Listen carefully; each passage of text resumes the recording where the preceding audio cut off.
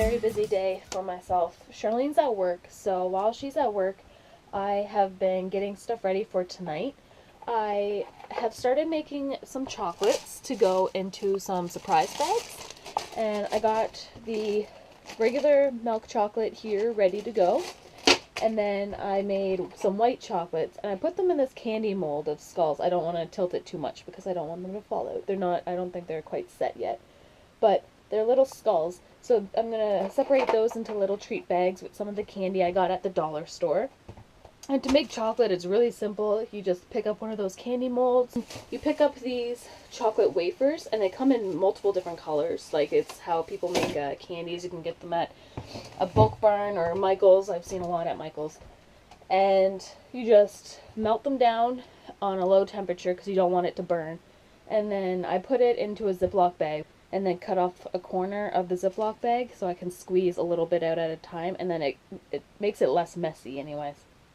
And then once you put it into the mold, you just throw it into the fridge or freezer until the chocolate sets, and then you put this part face down and then just like hit it against a surface a couple times very lightly, and they pop right out. What's nice about the candy molds too is that you don't have to put any coating or anything on them. The plastic separates from the chocolate really easily. They're not great for hard candies or anything like that, but they're good for like chocolates. I'm heading inside now because I have to make another batch of apple cider. Actually, we're going to be making a batch tonight.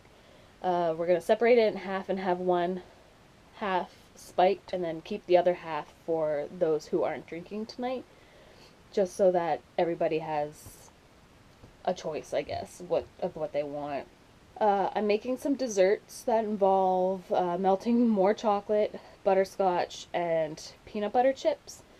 And then I break up salted potato chips after everything's been melted and throw it in, mix it up, and then create little chocolate balls.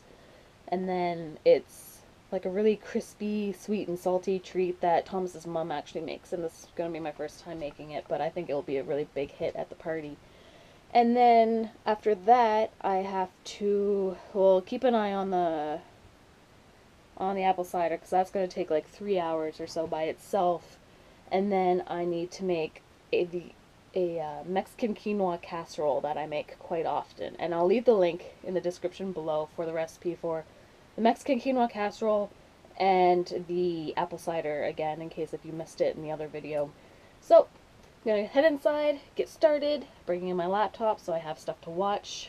Charlie's boyfriend Jeff is in the house because he's not working today, but he's going to be going into town in a little bit, I think, to get some booze and water and everything like that. So hopefully I won't be in his way, but he already told me last night that I can go in whenever.